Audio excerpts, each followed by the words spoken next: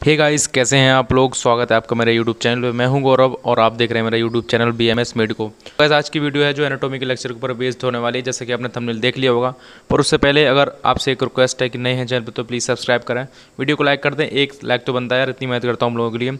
और हाँ देखो, जिसको भी नोट्स वगैरह चाहिए तो आप मेरे को व्हाट्सअप कर सकते हैं, नीचे डायरेक्ट आपको लिंक डिस्क्रिप्शन में मिल जाएगा, या फिर जिनको मैं स्क्रीन पर दे दूंगा तो आप वहाँ से मेरे को कॉन्टैक्ट कर सकते हैं। एनाटॉमी के, फिजियोलॉजी को और आयुर्वेद और मॉडर्न के दोनों नोट्स अवेलेबल हैं। ठीक है, तो अगर आपको चाहिए तो आप मेरे से ले सकते हैं, बाई कर सकते हैं। ठीक है, तो इजीली अफोर्ड कर सकते हैं, इतना प्राइस है। ठीक है, तो गाइस चलिए वीडियो को शुरू करते हैं। और आज हम जो चैप्टर शुरू करने वाले हैं वो हमारा गर्भ शरीर है। तो थोड़ा बड़ा चैप्टर है, पर 2 लेक्चर में इसको कंप्लीट कर देंगे। तो चलिए शुरू करते हैं अपना चैप्टर, जिसका नाम है गर्भ शरीर। ठीक है, तो फर्स्ट ऑफ ऑल सिलेबस के हिसाब से हम कवर करेंगे सब टॉपिक्स। ठीक है, जो कुछ टॉपिक बचेंगे क्योंकि बड़ा चैप्टर है थोड़ा सा, तो वो नेक्स्ट वीडियो में कवर कर दूंगा। ठीक है, तो सबसे पहले है गर्भ की परिभाषा, यानी कि डेफिनेशन ऑफ गर्भ। क्या परिभाषा, हमारी चरक और सुश्रुत आचार है उनके अनुसार अलग अलग है। ठीक है, थोड़ा बहुत डिफरेंस उनमें। ठीक है, तो शुक्र श्रोतम जीव संयोगे तू खलु कुक्षिते गर्भ संज्ञा भवती। तो ये आपको याद करना है, श्लोक बहुत इंपॉर्टेंट है और लिखने को भी आता है पेपर में।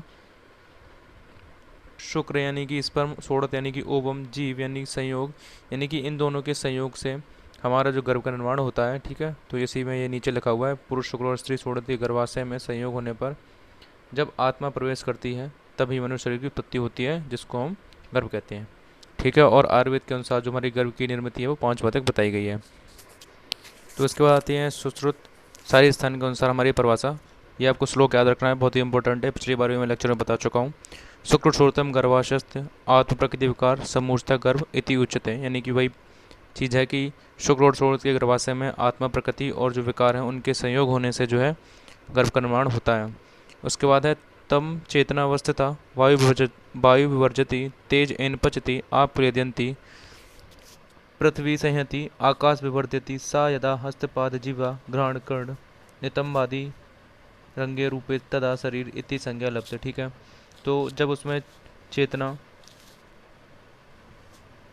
वास करती है, ठीक है, तो वायु उसे विभाजित करती है, यानी कि ये हमारा जो शरीर या गर्भ की उत्पत्ति में बोल सकते हैं कि जो हमारे पंच महाभूत हैं उनका कैसे क्या योगदान है। तो इस श्लोक में वो बताया गया है कि जब उसमें चेतना का वास होता है तो वायु उसे विभाजित करती है, और तेज यानी कि जो अग्नि महाभूत है उसको पचाता है, जल से कलिनता पैदा होती है, और पृथ्वी तत्व के संगन और घनता उत्पन्न होती है, और आकाश तत्व क्या करता है, रिक्तता होकर उसका आकार बढ़ाता है। इस प्रकार जो है हमारी 5 महाभूतों की क्रिया होती है गर्भ पर।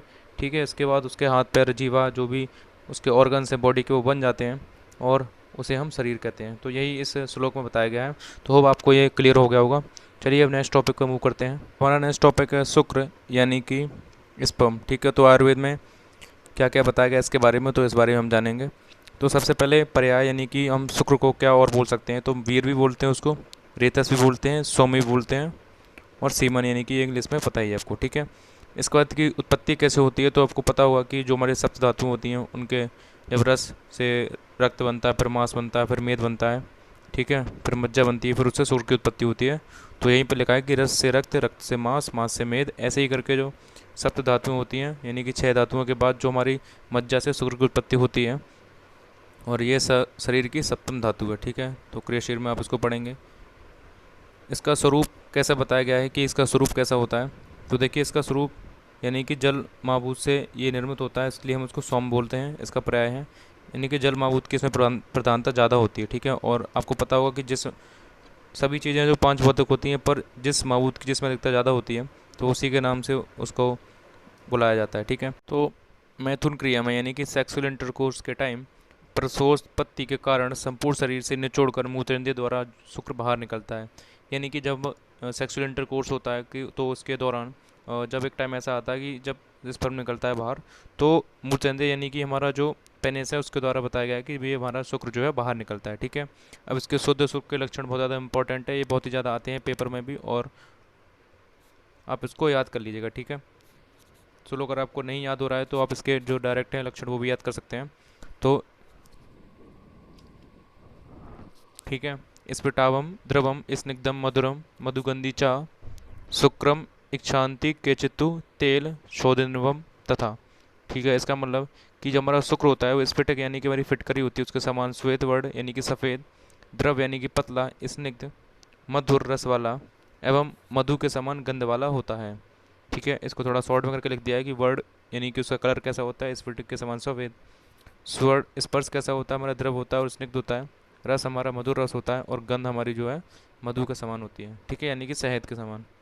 कि अगर शुक्र में दोष हो जाता है, ठीक है, स्पर्म में अगर दोष हो जाता है तो क्या होता है, तो उसकी जो कैसी क्या गाती है गंध, तो मुर्दों की गंध वाला, सड़ी गंध वाला, ठीक है, और मूत्र के समान गंध वाला और दुर्गंध वाला जो शुक्र संतति उत्पत्ति करने में असमर्थ होता है। ठीक है, तो जब कुछ भी उसमें डिसफंक्शनिंग हो जाती है हमारे स्पर्म में, तो वो जो है संतान उत्पत्ति में असमर्थ होता है। ठीक है, और सुख दोष के कारण क्या क्या हमारे किस वजह से हो जाता है, तो अत्यधिक मैथुन करने से और हमारे मादक पदार्थों के सेवन से, यानी कि जो नशीली चीज़ें उनके सेवन से, और जननेंद्रिय संबंधी रोग यानी कि जो हमारे जेनेटल ऑर्गन से रिलेटेड जितनी भी डिसीज़ हैं उससे जो हमारा है स्पर्म जो है वो दूषित हो सकता है। ठीक है, इसके बाद हमारा टॉपिक है आर्तव की व्याख्या।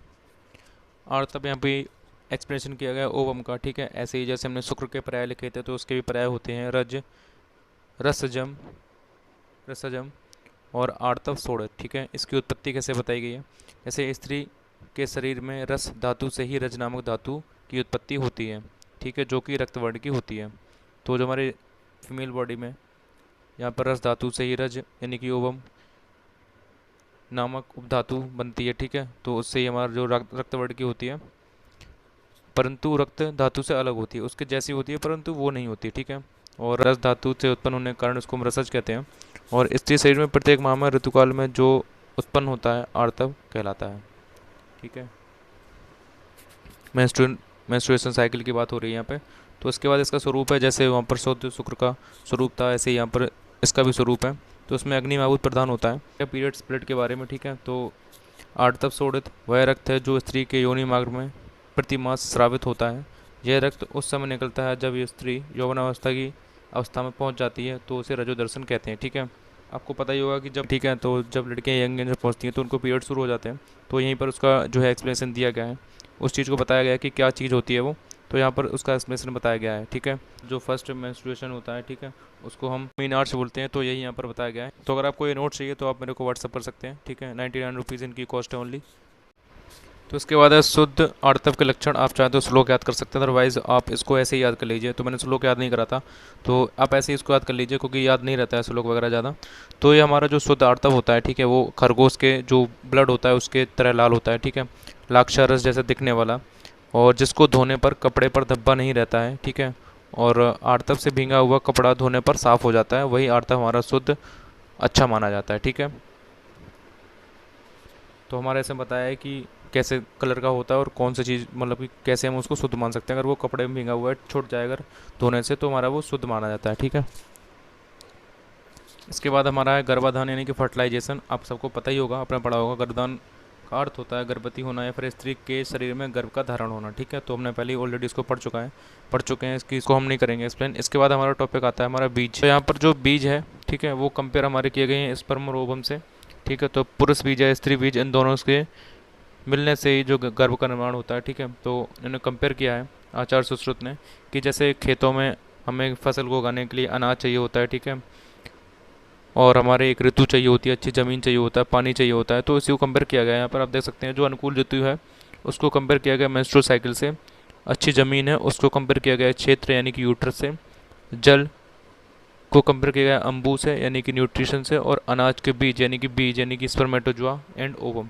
तो यहाँ पर इसको बताया गया है कि ऐसे ऐसे कंपेयर किया गया है कि आचार्य सुश्रुत क्या बोलते हैं बीज के बारे में। ठीक है, इसके बाद हमारा आता है टॉपिक बीजा भाग एवं बीजा भाग अवयव।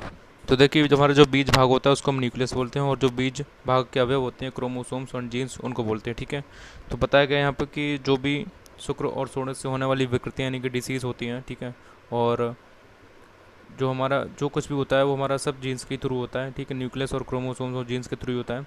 तो इन बीज में जो जो अंग उत्पन्न होते हैं, अर्थात जिस अंग एवं प्रत्यंग का बीज भाग दूषित होता है, उन अंगों में विकृति हो जाती है। ठीक है, तो जो जिस अंग में भी यानी कि जिस बॉडी पार्ट में भी हमारा कोई डिसीज़ वगैरह होगी, ठीक है, और यानी कि वो सब डिपेंड करती है हमारी इसी पे क्रोमोसोम्स और जीन्स के ऊपर। ठीक है, और जो आपको पता ही होगा जेनेटिक्स में कि जब जनरेशन टू जनरेशन इसी के थ्रू हमारा जो है, इसी के थ्रू आगे बढ़ती है हमारी जनरेशन। ठीक है, तो यहीं पर इसको बताया गया, ज़्यादा कुछ डिटेल में आपको पढ़ने की जरूरत नहीं है, बस जितना दिया गया आप इतना भी अगर याद रख सकते हैं तो अच्छी बात है।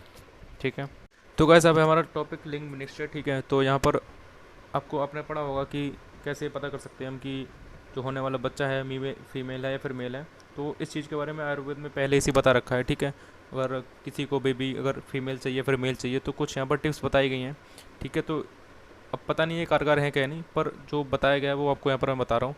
ठीक है, तो इसका डेफिनेशन क्या है लिंग निश्चय की, यानी कि जो भी हमारा गर्भ है, ठीक है, वो हमारा मेल होगा या फीमेल होगा, इसका पता करना ही हमारा कहलाता है लिंग निश्चय। ठीक है, और इसके लिए कुछ मतलब कि सिद्धांत बताए गए हैं आयुर्वेद में। क्या क्या बताए गए हैं कि आपको सबसे पहले ये बात पता होगी कि अगर हमारा जो है स्त्री पुरुष के संयोग में अगर हमारा स्पर्म का जो डोमिनेंट अगर होता है, ठीक है, तो वो पुत्र होगा यानी कि सन होगा। अगर जो हमारा ओवम डोमिनेट करता है, ठीक है, आर्तव अगर डोमिनेट करेगा तो कन्या होगी।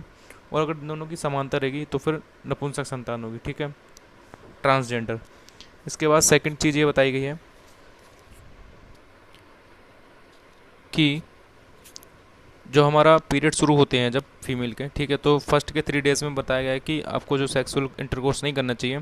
और अगर इसी को हम आगे 4th 6th 8th 10th 12th ये दिन हमारे, ठीक है, ये युग्म दिवस बोले जाते हैं। ठीक है, क्योंकि इनमें 2-2 का पेयर बन रहा है, ठीक है, 2-2 दिन का गैप बन रहा है, तो इस वजह से हम युग्म दिवस बोलते हैं। और हमारे जो 5 7 9 11 है इन दिन को हम अयुग्म दिवस बोलते हैं। ठीक है, पेयर और अनपेयर वाले। ठीक है, तो यहाँ पर जब युग्म दिन होंगे यानी कि जब पेयर वाले डेज होंगे तो उनमें क्या हमारा ओवम है उसकी जो डोमिनेंसी है वो कम होगी। ठीक है, इसके वजह से जब शुक्र वहाँ पर यानी कि जो हमारा स्पर्म जाएगा तो जिसकी वजह से उसका डोमिनेंसी ज़्यादा होगी तो पुत्र का निर्माण होगा। ठीक है, ऐसे ही जब अयुग्म दिनों में क्या होता है आर्तव की अधिकता होती है, यानी कि जो हमारा ओवम है उसकी डोमिनेंसी ज़्यादा होगी और जो स्पर्म जाएगा उसकी डोमिनेंसी कम होगी, इस वजह से हमारा कन्या का निर्माण होगा। ठीक है, इसके बाद थर्ड पॉइंट बताया गया है कि स्त्री शरीर में गर्भाशय के वाम यानी कि लेफ्ट एंड दक्षिण यानी कि राइट की ओर एक एक बीज ग्रंथि यानी कि ओवरी रहती है। और प्रत्येक महीने में क्रमशः दक्षिण या वाम, ठीक है, लेफ्ट या राइट ग्रंथि से परिपक्व स्त्री बीज निकलता है। ठीक है, ये तो पता ही था हमको। तो उन्होंने बताया कि अगर फीमेल के राइट ओवरी से अगर हमारा बीज निकलता है तो उसमें पुरुष लिंगी गुण अधिक होंगे जिसकी वजह से मेल होगा। और अगर लेफ्ट ओवरी से हमारा अगर ओवम निकलता है, ठीक है, तो उसमें कन्या की उत्पत्ति होगी।